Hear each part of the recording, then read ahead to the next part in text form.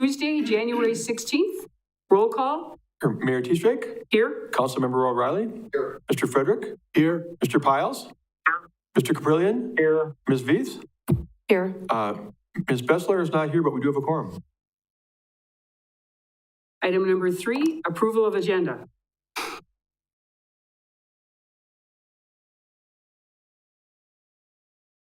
Jim approves and John seconds. Okay. Any discussion? Seeing none, all those in favor? Aye. Aye. Approved. Approval of minutes, December 19th, 2023 meeting. John approves. Al second. Kim seconds. Okay. Any discussion? Seeing none? All those in favor? Aye. Opposed? Aye. Motion carries. Thank you. Yes. We know what that meant. Yep. Thank you. Item 5, identify potential conflicts of interest. Please be advised by City Policy 3.340 that any member of the body shall declare a conflict if they have an interest, financial or otherwise direct or indirect, or engage in a business or transaction or professional activity, or incur an obligation of any nature that is in conflict with the proper discharge of the body's official duties. Any conflicts of interest? Seeing none. Citizens' comments. Do we have any citizens who would like to make a comment? Please come to the podium, state your name, address, and you get 5 minutes.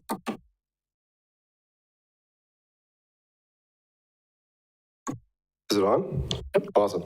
I'll be brief so you guys can get home. So I had a problem with this Parks and Rec report. Just for the official record, could you give us your name and address? Oh, Your name and address. Matthew Sampson, 608 North Schmidt Avenue. Thank you. Marshfield. So during the presentation at the Parks and Rec Committee meeting last week, Blake Tyson of Architecture and Planning had erroneously reported that the UW Marshfield and Wood County recreation area, fields, tennis courts and all that over there on the west side of town off of Lincoln and the end of 8th there was not public use, was not open for public use most hours of the day. And to be fair, Justin Casperson here did let me know that offline after the meeting, they did catch that, and we'll have that corrected. So adding a park there, I don't think is a necessary thing. It's something we should be budgeting for because we have that whole park complex there. We also have to the west of that, the Weber Nature Park, and then the north side of the UW Marshfield and Wood County Park area is as an arboretum nature trails through the woods as well. And then a close walking distance is Washington Elementary, also with parks and playgrounds outside of school hours. So I don't think we should consider budgeting in the future because I don't see a need. There's not a lot of small child families in that neighborhood. I live in that area. And then further down on page, 38, 39 of that packet that he submitted, he talks about remediation. And one of the ones I thought was silly was to add a playground set at the Weber Nature Park. Well, that would just take away from the point of the nature park and be a cost we just don't need. We're positive this year. Let's just keep that rolling for a while. And then over on the east side of town, he spoke of fixing Connor Park, making it better. And let's take the ag land abutting it and turning it into parkland and join it. Well, I mean, he didn't do any research from what I could see. So you go on Google Maps and you just look at the reviews of Connor Park, it's filled with parents giving great approval and talking about how much their children love the Connor Park and what it is for. It's a nature park and the kids love playing there. And a short walk away is Bram Park. And an even shorter walk than that is the middle school right there and Pickle Pond and such. And so I don't think we need to repurpose the ag land, the parkland, to make what is already a good park better. I just think those pages, page 31, 38, and 39 were misleading and unnecessary items and should not be considered. On top of that, I did point out to Mr. Casperson that the comments that were included at the end of the report, strangely, 2 of the 5 were made by the same person.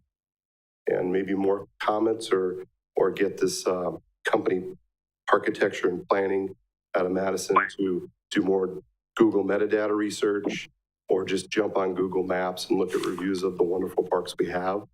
I don't think we need more. I don't think there's a need for more.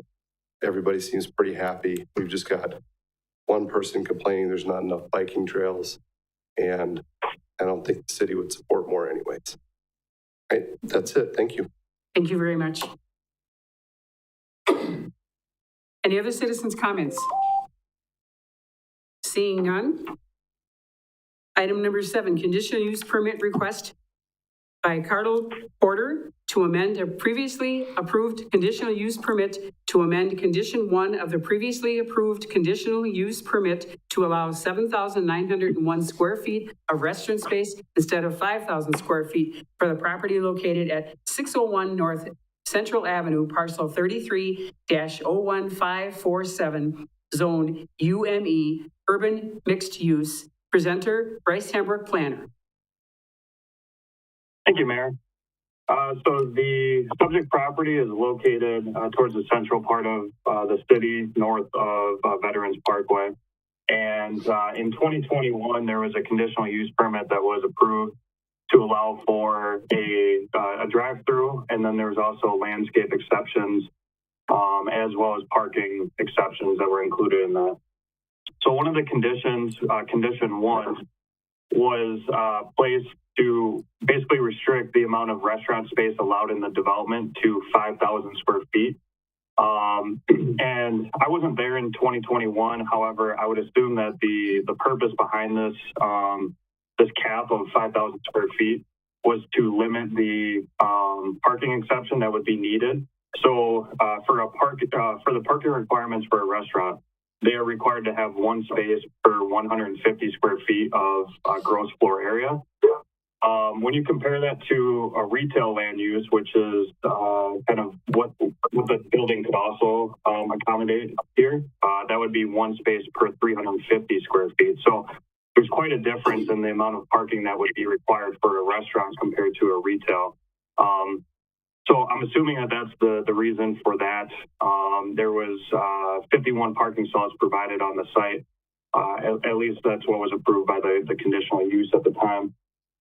And so I think that was kind of the purpose. And the one thing that I kind of talk about in the staff report and looking back at the minutes from the 2021 Plan Commission meeting, the Plan Commission also talked about how the parking requirements, they're pretty generic for restaurants. They don't really specifically tailor the requirement to different types of restaurants. So for an example, a drive-through coffee shop is going to have a much different traffic generation and parking requirement than for example, a Little Caesars, where there's no in dining, there's no dining for customers.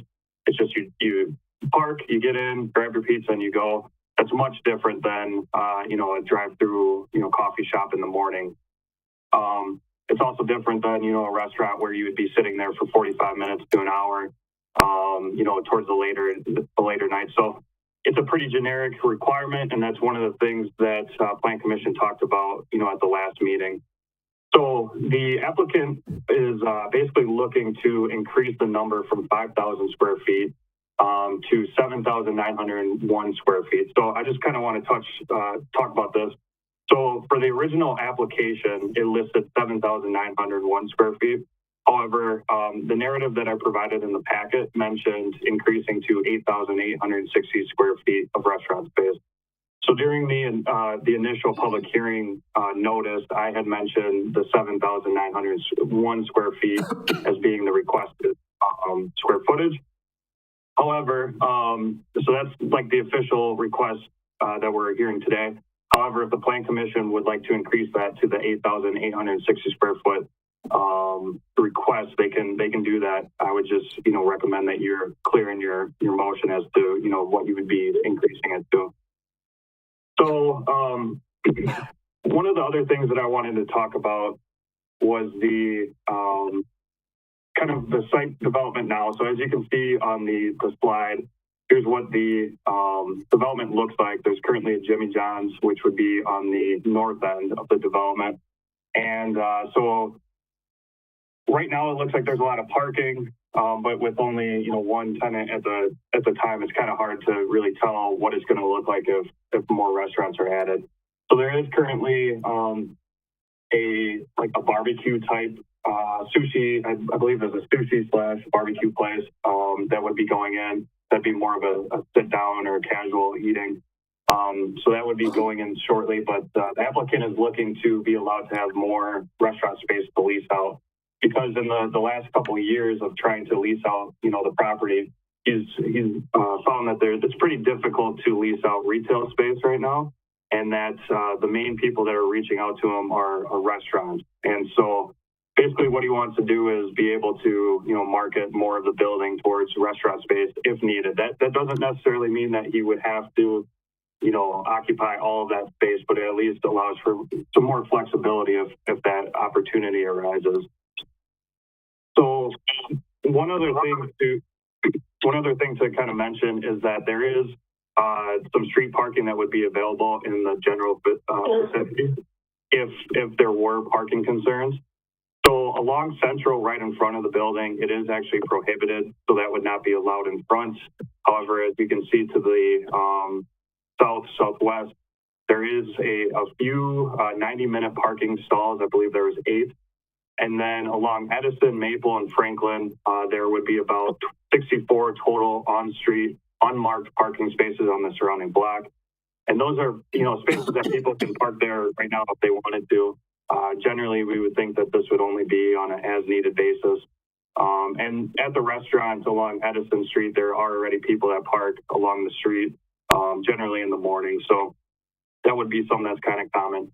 The other thing to note about this location too is it is in the urban mixed use zoning district, and in this area, it's one of the more walkable areas in the city of Marshfield. So you would expect that there could be some traffic that is from whether it's pedestrians or people that are working down the road. So they may not need as much parking as you would if you were on the north side of town, where you basically have to get in a car to go there. So those are all factors to kind of consider at this time. So with that mentioned, my recommendation, before I go through the recommendation, the current conditions, as you can see, number 1, it talks about the 5,000 square feet of restaurant space. Conditions 2 through 8, I would recommend that those are untouched. They're only requesting the number 1 to change. So with that, I did not give a specific recommendation from staff. However, I would recommend that if the Plan Commission would like to approve the request, that I would recommend the following conditions. Number 1, all previous conditions except for condition 1 listed on resolution number 2021-67 shall remain in effect. Number 2, the proposed development is allowed up to X amount of square feet of restaurant space. This is where I would ask Plan Commission to be specific on how much restaurant space they would like to allow. And number 3, city staff may forward any future occupancy or land use permit applications for proposed restaurants on the subject property to the Plan Commission for review and approval if staff believes that there may be a traffic generation concern or a lack of parking based on a proposal of a specific proposed restaurant. So this would basically allow for staff to bring forward any request of, let's say hypothetically, there's going to be 5 coffee shops that are all going to be right next to each other. Now that's more than likely not going to happen, but those are all open at the same time. Those would probably generate, similar amounts of traffic.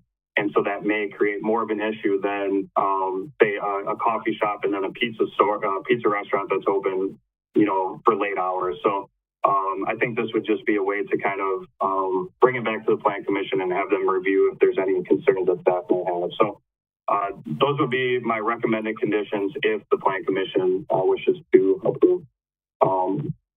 That's all that I have. I can certainly answer any questions or address any concerns from the Plan Commission. Thanks. Thank you, Bryce. Any questions, comments from anybody?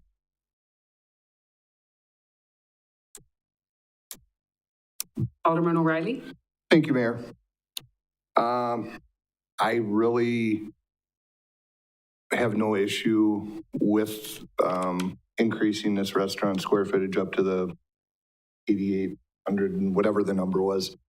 I look at the Jimmy John's, and you typically, I've been watching this since this came out, and other than a short rush hour during lunch, it looks to me like the parking stalls on the north side of Jimmy John appear to be where employees park and potentially some customers. Through the majority of the day that I've driven by multiple times, there's usually, I would say on average, 3 vehicles parked in the far northwest corner of that parking lot, which I did a quick count off the map that was shown, and it looks to me like we have approximately 40 to 45 stalls that are pretty much left open yet. And with the additional, call it overflow parking on the roads, I think it's a unique restaurant. I think there's a market for it in Marshfield. And I would not solely base my decision on this, but the reality is we have people coming in to develop this city and harnessing and not allowing them to bring in what the public has a demand for and what people are willing to expand here. I think it's contrary to the city's best interest and the public's best interest for that matter. So I guess I would make a motion to approve it as suggested at the 88. I'm sorry, Bryce, maybe if you could give me the number. Bryce, you said yes. And if I could actually stop you real quick. So Mayor, we do have to hold a public hearing, and I don't think we did that. So before we make a motion, we should do that. I couldn't remember which way that worked. Did I do that first? Okay, so so we are now required to hold a public meeting. So the public meeting is open for any comments. We see no comments, so the public hearing is closed. Now, Mike, yes, thank you, Bryce. Good call. I will So make Mike, the amount. Pardon Sorry, me? the amount that you're looking for, Mike, would be 8,860 square feet. okay, thank you. 8860. Great. So I would make a motion to approve expanding the restaurant usage up to 8860 square feet with the intent of providing more for our community and just more diversity of restaurants. I think it's a great idea.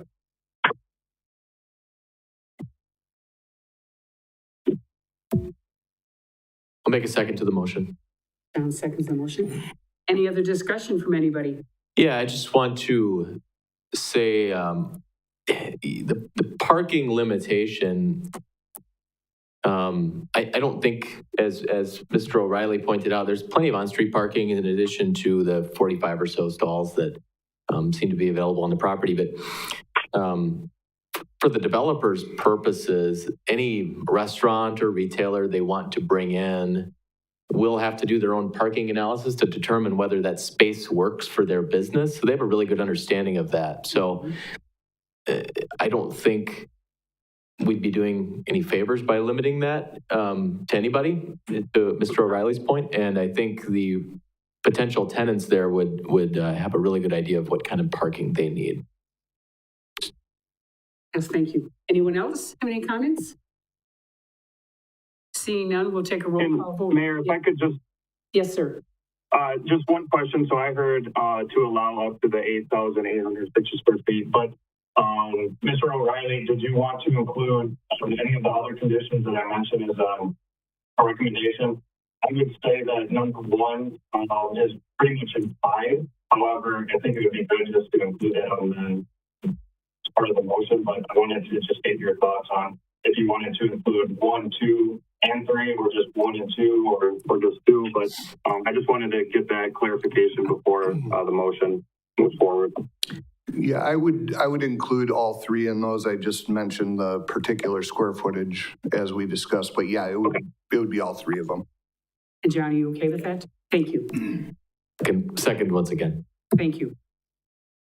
So we'll take a roll call vote. Okay, Ms. Veith? Aye. Mr. Frederick? Yes. Mr. Caprillion? Yes. Councilmember O'Reilly? Yes. Mayor Teestrake? Yes. Mr. Piles? Yes. Motion is approved. Thank you. Thank you very much. Thank you, Bryce. Item Yep, 8. thank you. Yep, review of outdoor recreation plan presented by Justin Casterson, Director of Parks and Recreation.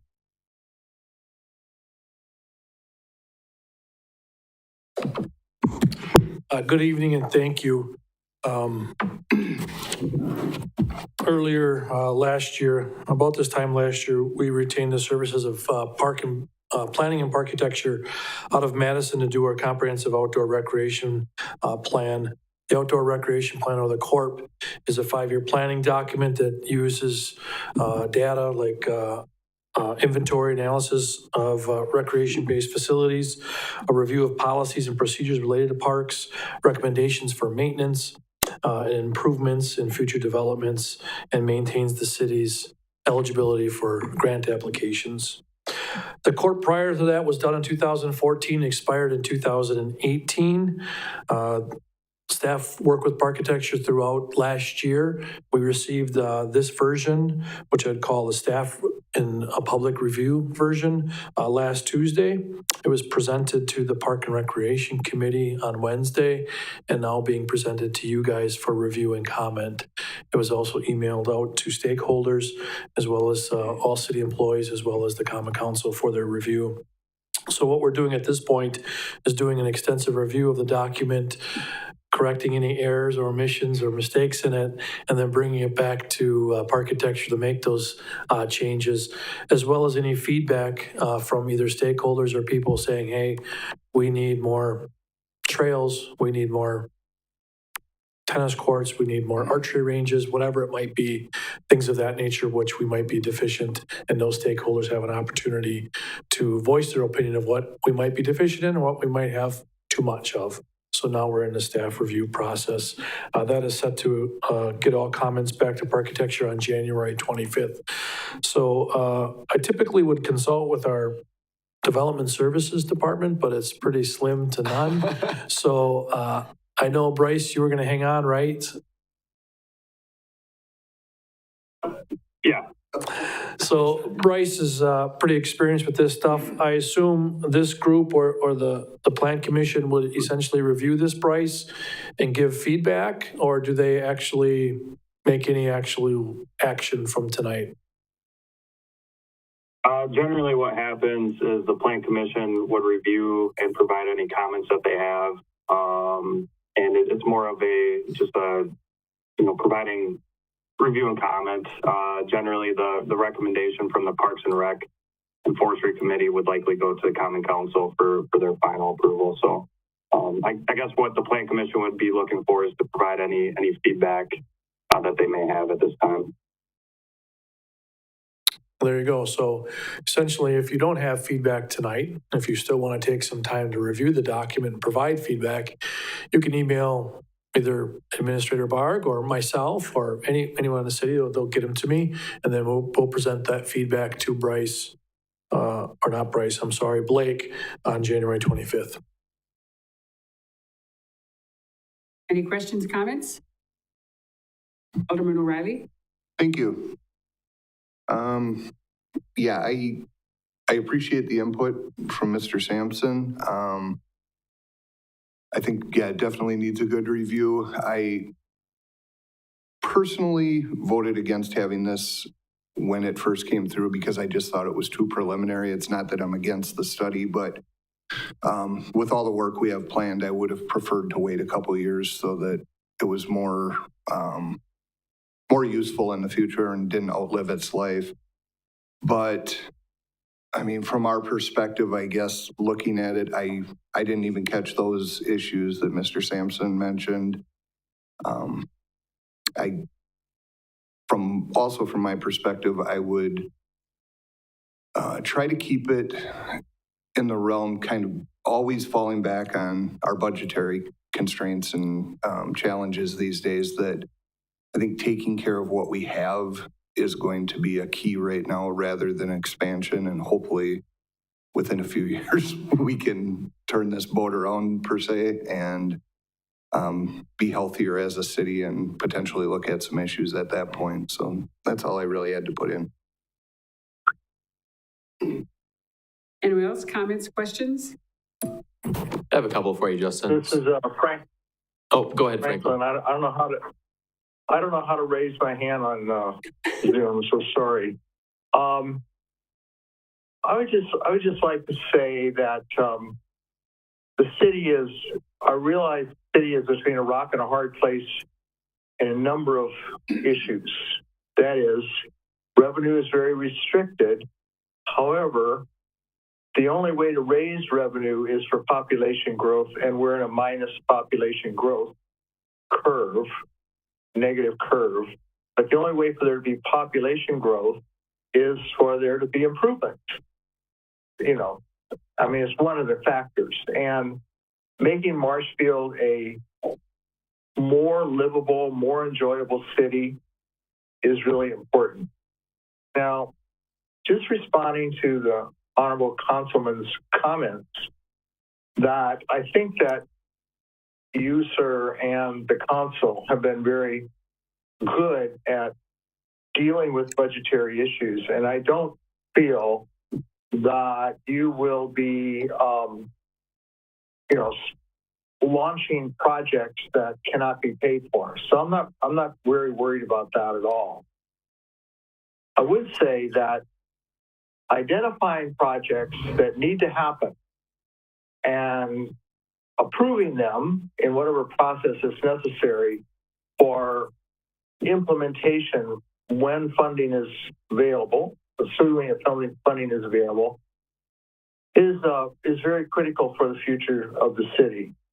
And so I would also like to say I was able to participate in one of the public hearings that this consulting group held, and the gentleman who spoke to us was not there. There was a lot of feedback. A lot of that feedback is absorbed into this report from the public, and the public loves its parks. They're not very big. It's not a really, really robust park system from a number of standpoints, and lots needs to be improved. I would say that the proposals in this report are actually very modest indeed. This city, compared with surrounding cities such as Wausau, Stevens Point, which I'm trying to think of a word other than compete with, but there it is. They have much more robust park recreational facilities than we do. So I just, I feel like the proposals are modest. I wish they were even more robust. I'll take, for example, Connor Park. I live near Connor Park. Part of my walking is through Connor Park, which is nothing but a postage stamp. And to say that there are families crowding in Connor Park is just simply not true. There's a couple of trails through Connor Park, which citizens have put in on volunteer work days, and put in the flooring for the trail. And to expand Connor Park would be a real boon to the city for an area where there would be similar to Brem Park, sort of wooded area, be used even more robustly. So things like that, I feel like the commission got the input from the citizens. They went around and examined every park.